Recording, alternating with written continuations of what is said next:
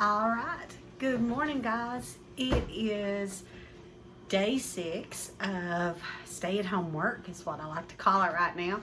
We are still working on our Number the Stars, and we are going to be going over questions today that go with day 2. Then we're going to be moving into our day 3 reading. But made myself some notes today. I left school without my actual lesson plan, so I feel like I'm kind of winging it a little bit. It makes me a little uncomfortable. But I think I got a little better handle on the technology today. Been practicing a little bit so that my head's not cut off at about right here. So not that you care, but we're just going to go from there. Got my trusty McDonald's tea here, supporting my local business this morning, going through the drive-thru, and parents won't get it, but the kids do. I drink McDonald's unsweet tea every morning. I have a glass with me, and when that's gone, I use my cup all day and put me some ice water in there. So if you see me take a swig, that's just my normal.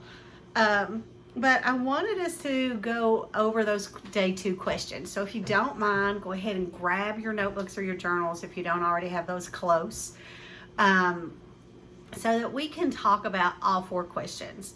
I realized that you guys uploaded questions 2 and 4 for me on day 4 of our stay-at-home work. And so I'm going to be honest with you, I'm making this video on that true day 4. So those questions have not come in to me as of yet. So if they had, I would probably be talking about some of your individual answers and to the degree of how great they were, because I'll be honest, some of your day 1 questions were pretty phenomenal. I enjoyed the textual evidence that you uploaded with those, and you did those as close to what we would do in class as possible. However, there are a few of you who are kind of doing the bare minimum, and I'm flipping those questions back to you for a redo. Just because we're home does not mean that the quality of that answer should not be the same as if it was in class. So make sure that in your evidence, you're not just giving me a page number, because that is not enough. I need to have the page number plus the actual stuff from the book.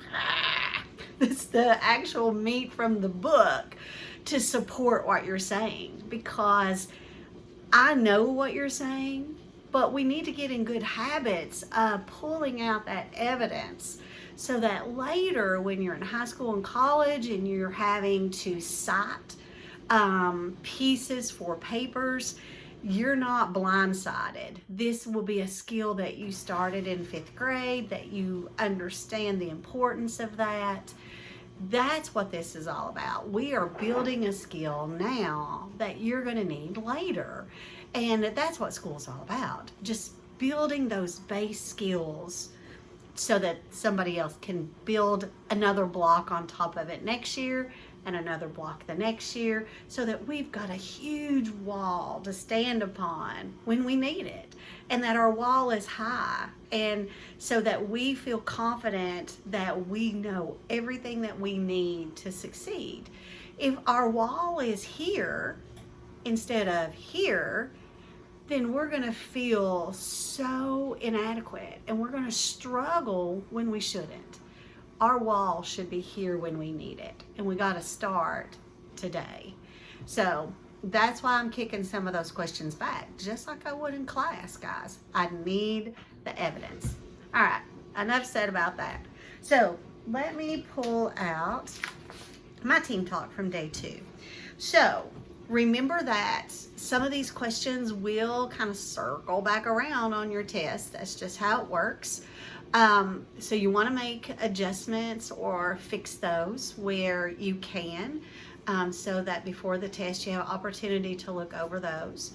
I will be calling families again, guys, prior to the test going out, trying to make sure that your families do not allow you to have your Team Talk books with you when we take the test. It is not an open book test with our writing journals. So You want to make sure that you fix your answers and that you're studying those or going over those prior to the test, because just like in class, you're not supposed to use those on the actual test. All right, question number 1. Why does Mama ask Anne Marie to help wash away the grass and twigs? In class, I would pull my sticks and I would say, group 3, person 4, da-da-da-da. And that person would give us their answer and we would do a live score with that. And the other kids, I'm explaining for parents, guys. The other kids in the classroom would use their rubrics and they would be like, oh, I think this is 80 or a 90, and they didn't have their textual evidence or their answer's not complete or fully correct. So that's what the kids are used to doing. And so I don't have that luxury at this point because I don't have any kids. So I'm just going to go ahead and give us the answers. So my textual evidence, though, is going to be on page 103. So I kind of like you to pick your books up there because I want to make sure that you know where I'm actually getting my answer from. And if you'll give me just a second. Oh, that works. My answer would be that Mama asked Anne Marie to help wash away the grass and twigs because she does not want the doctor asking all these weird questions about what were you doing outside in the middle of the night, and raising any kind of suspicion for Uncle Henrik. And so you got to remember that during this time, you really didn't know who was on the German side and who was kind of helping the Jewish families. And so Mama really couldn't afford to take a risk of anything going wrong for Uncle Henrik. Now, so if we look on page 103, the very first paragraph, she's explaining to Ellen how she's going to cover her tracks. She says, I'll tell him that I fell on the stairs, so you'll have to help me wash away the grass and twigs. And so we know that that's how we know she's going to disguise, or let's just be honest, she's going to lie to the doctor so as to not to raise any suspicion. So you should have had some textual evidence from that first paragraph on page 103. Look at your answer, and if you don't, write down 103 first paragraph, and I'll take a drink.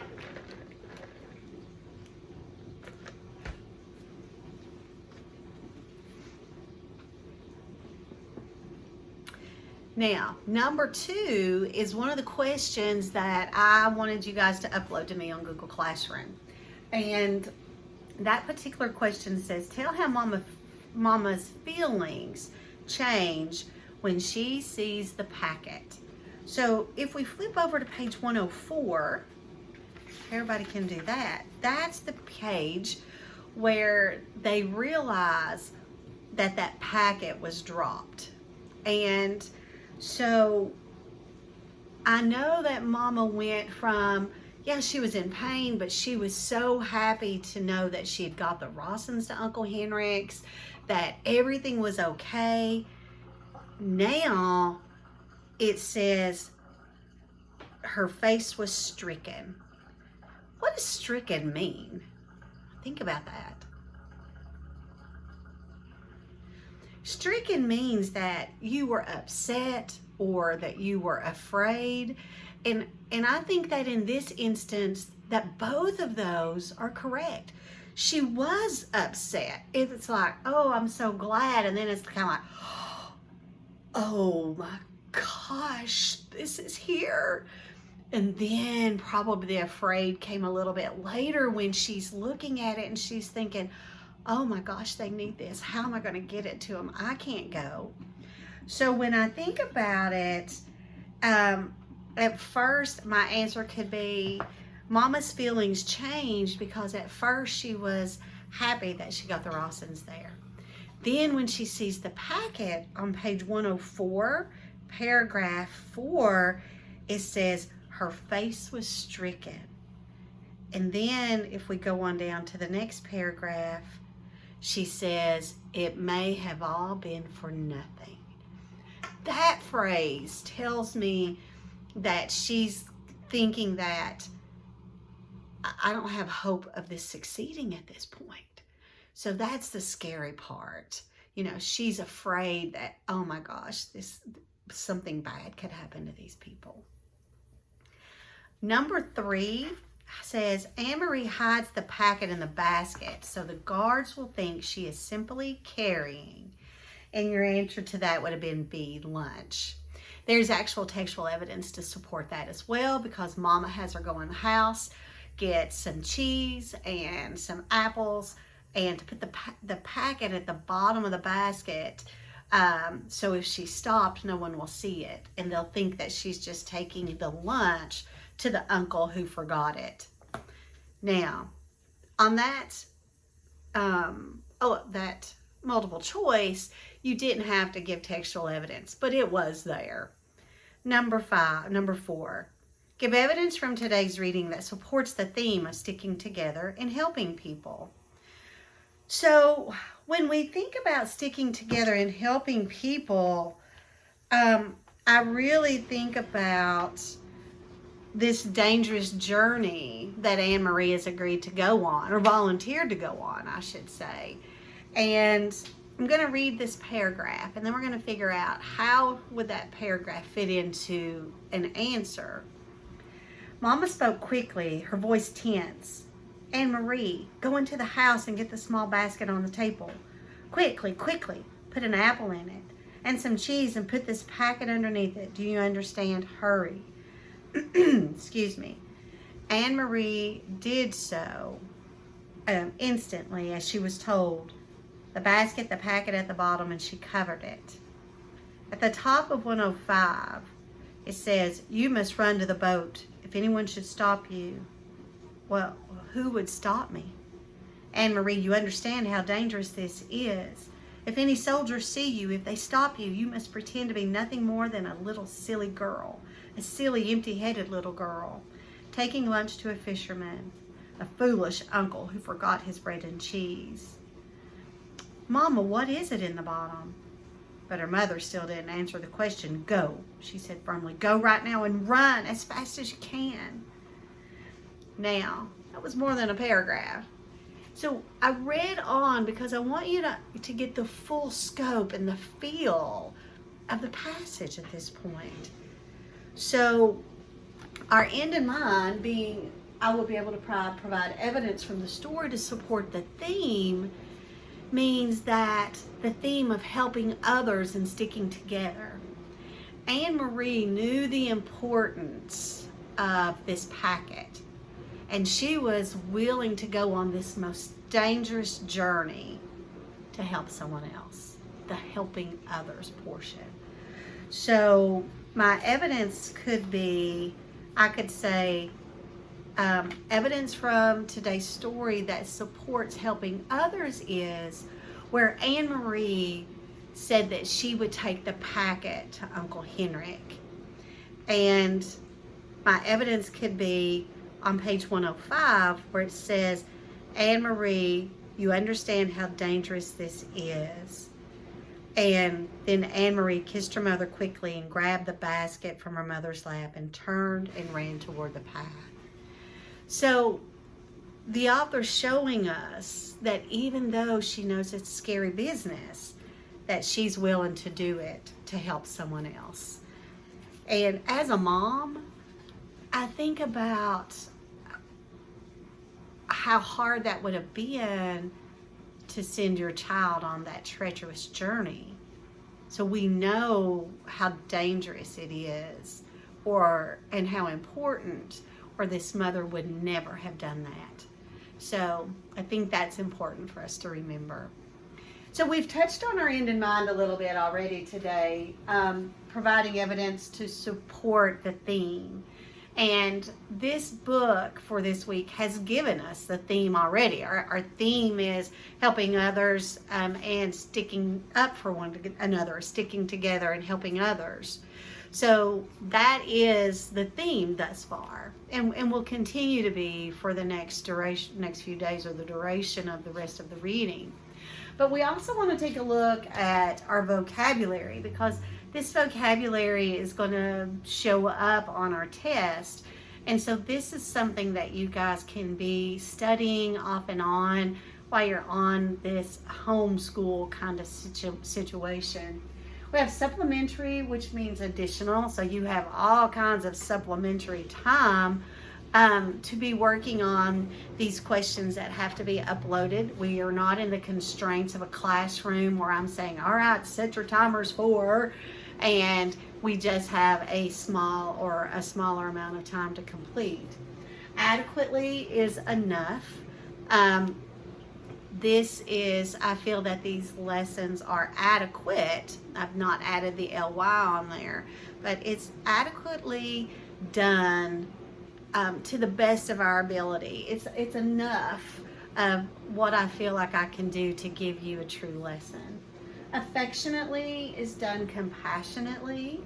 We have bewildered is confused, and some of you were a little bewildered on a couple of questions. I will admit that you had some questions that you shot and back and forth to me about what needed to be uploaded. How do I upload?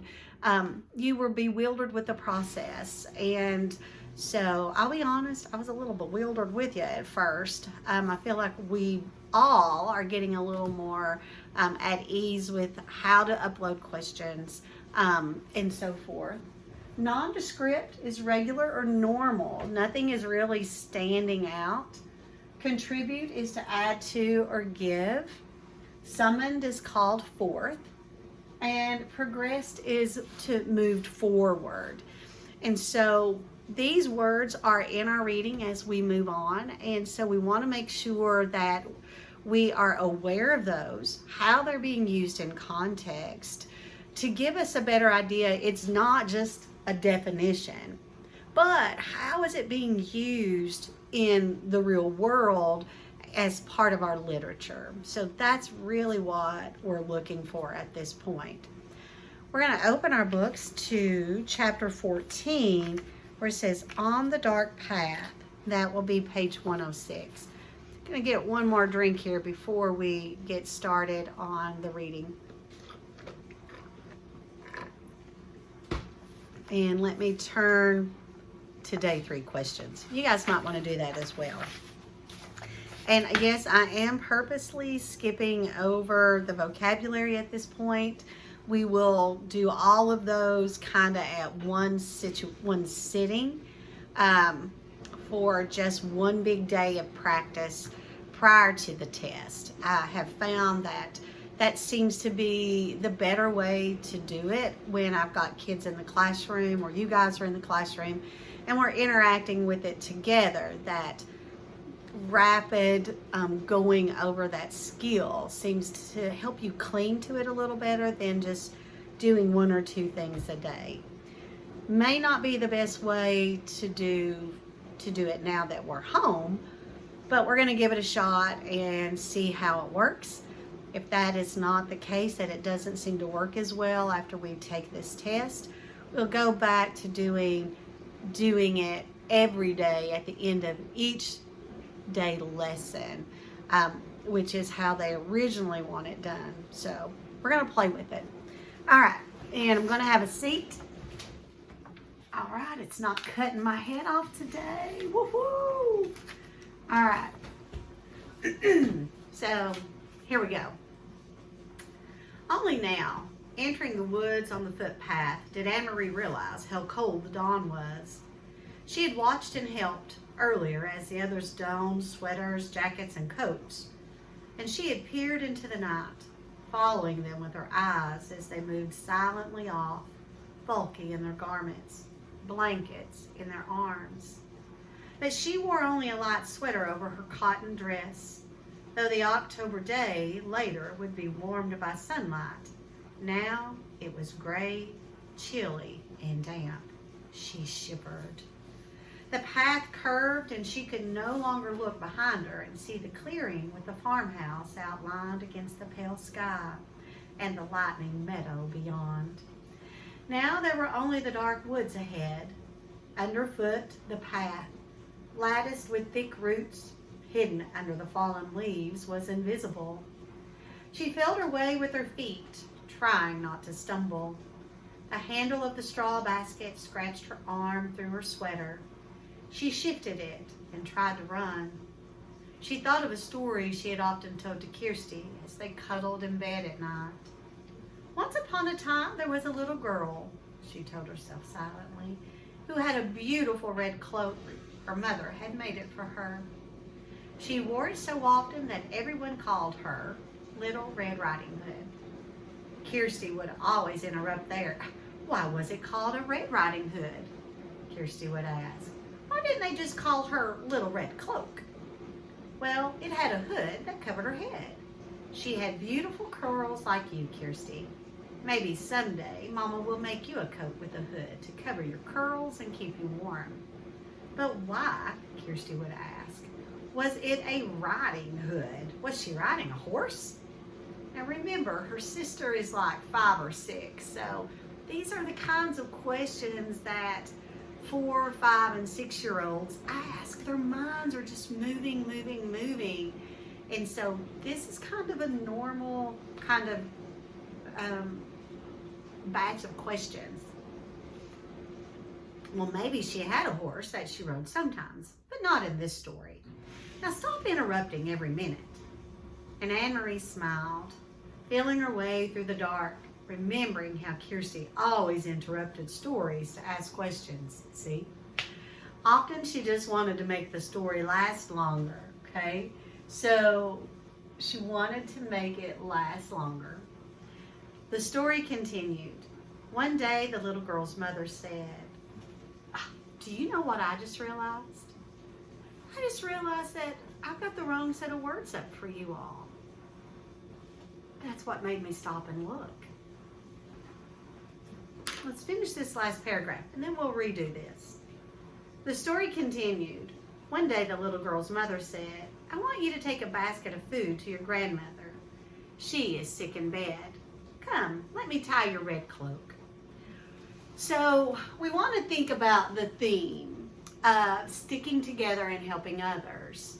So it's a little harder to pick out a theme or evidence to support that theme based on this reading, but it's there. So what is she doing with her sister? Josh, she's telling a story. And that story that's going on between the two of them is that sticking together portion. They're cuddled together, whether on a couch or in a bed, telling a story, listening and interacting. But now Anne-Marie is bringing forth that memory of that story of sticking together and how it's bringing her comfort. That's a really big piece of the theme here. It's a little harder to grasp, but it's there. All right, sorry about this vocabulary.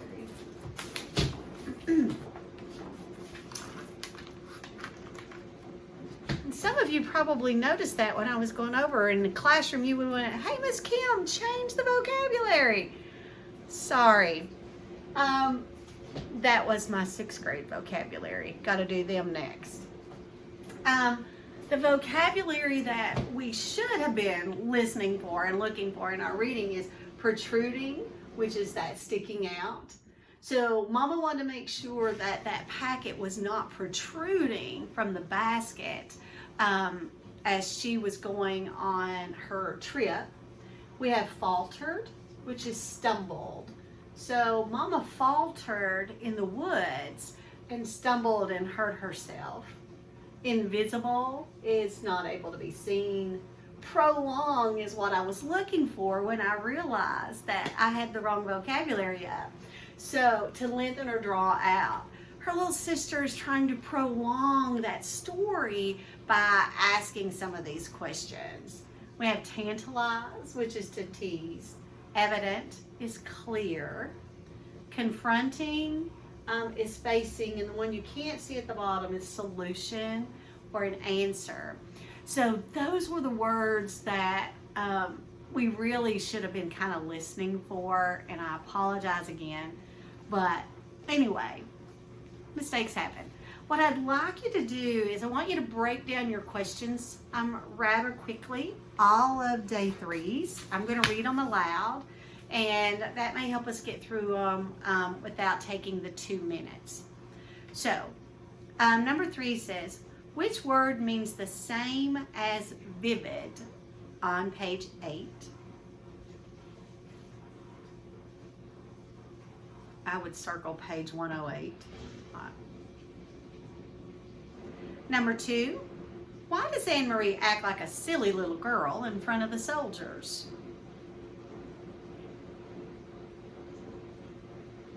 So remember, when you're breaking it down, I want you to tell why or explain why Anne-Marie acts. So we want to make sure we're using those correct words. 3, how does the author show that the soldiers are suspicious? And 4, give evidence from today's reading that supports the theme of sticking together and helping people. We know, guys, to go ahead and circle that number 4. Anytime you have an end in mind question, we know that's going to be one that we write. In the classroom, it's one we know we're going to write and put in our journal. And if it's stay-at-home work, it's automatically going to be one that you're going to upload to me. Okay? All right, page 106. Let me see where I'm supposed to stop today, because y'all know I struggle with that.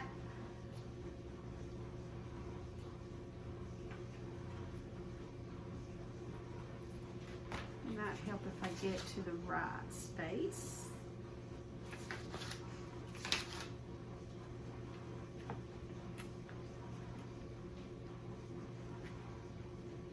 Make sure I've got them marked in my book.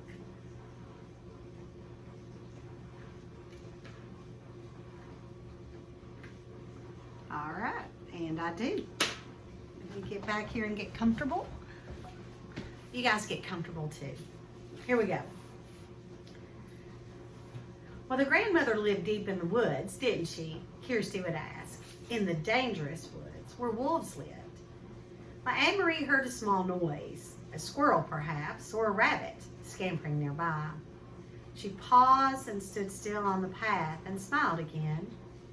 Kirsty would have been frightened. She would have grabbed Anne-Marie's hand and said, "A wolf!" But Anne-Marie knew that these woods were not like the woods in the story. There were no wolves or bears or tigers, none of the beasts that populated Kirsty's vivid imagination. And she hurried on. Still, they were very dark, these woods, and Anne-Marie had never followed this path in the dark before. She had told her mother she would run, and she tried. Here the path turned, and she knew the turning well, though it seemed different in the dark. If she turned to the left, it would take her to the road, out where it would be lighter, wider, more traveled, but more dangerous too. Someone could see her on the road. At this time of the dawn, other fishermen would be on the road, hurrying to their boats for the long day at sea, and there might be soldiers.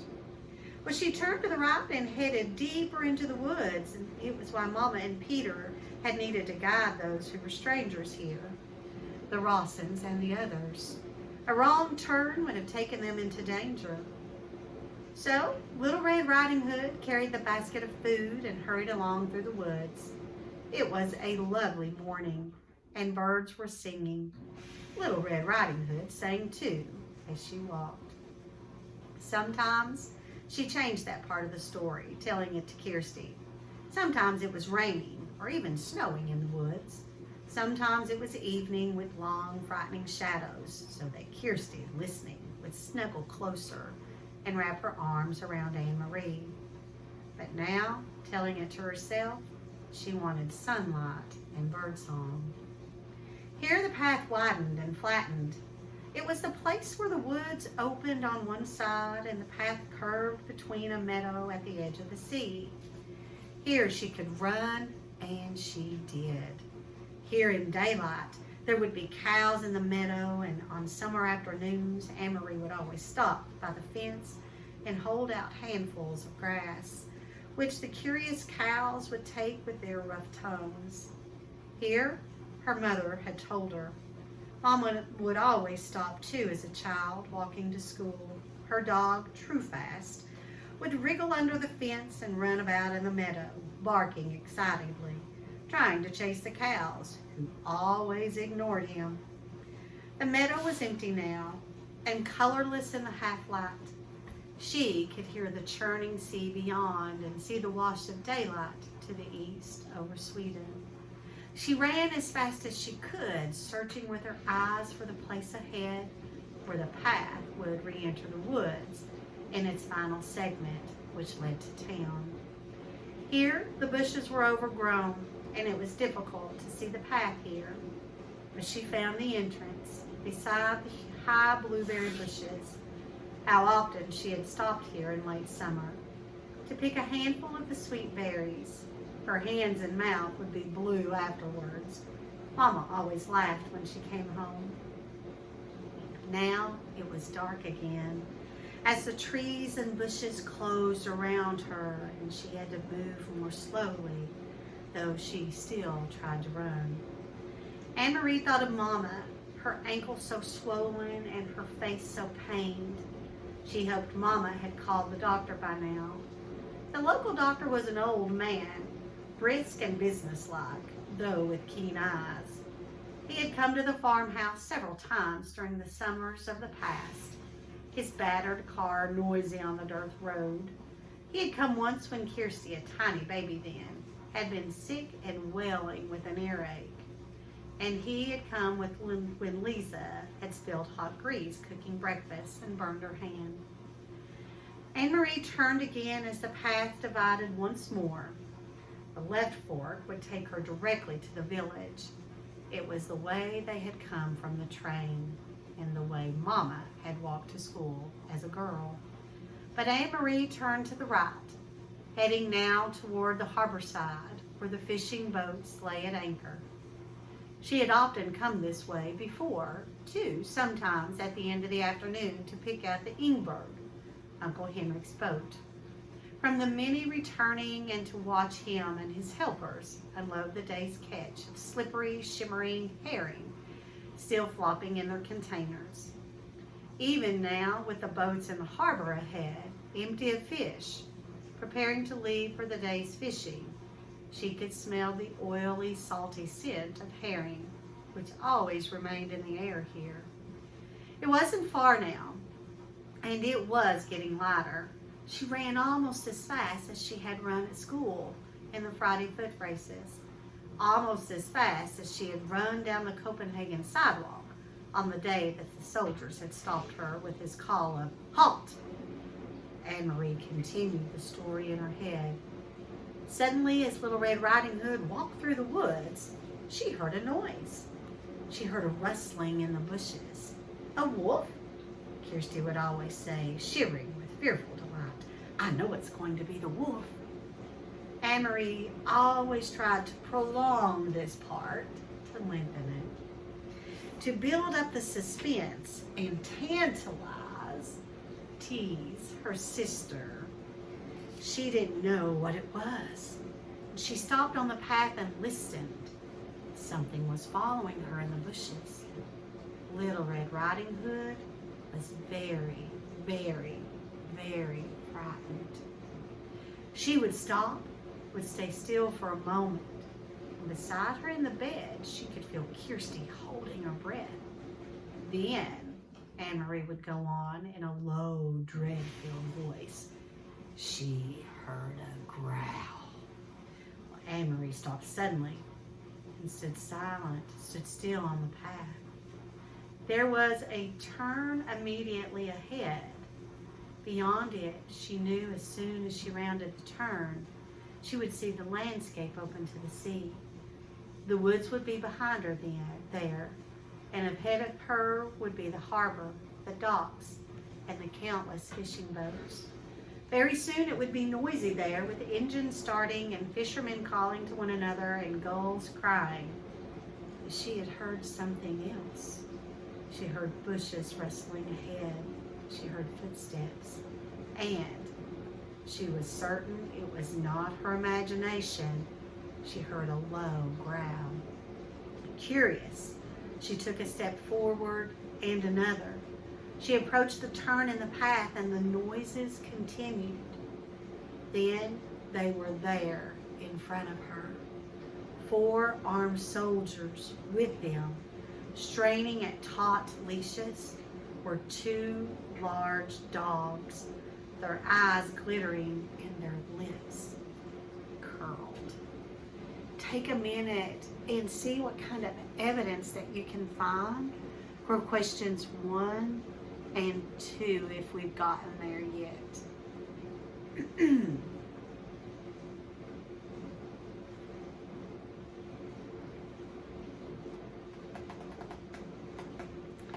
This is where we're going to stop today. You won't do any questions in your journal today. And so I'm trying to make sure that we stop our lessons before I make them way too long. So this is where we end today. You won't have any assignment to do in your journal. I want that to be clear to you and parents for right now. So this is where we stop. I'm going to take about 5 or 10 minute break, and then I'm going to come right back and do another video. So see you in 10.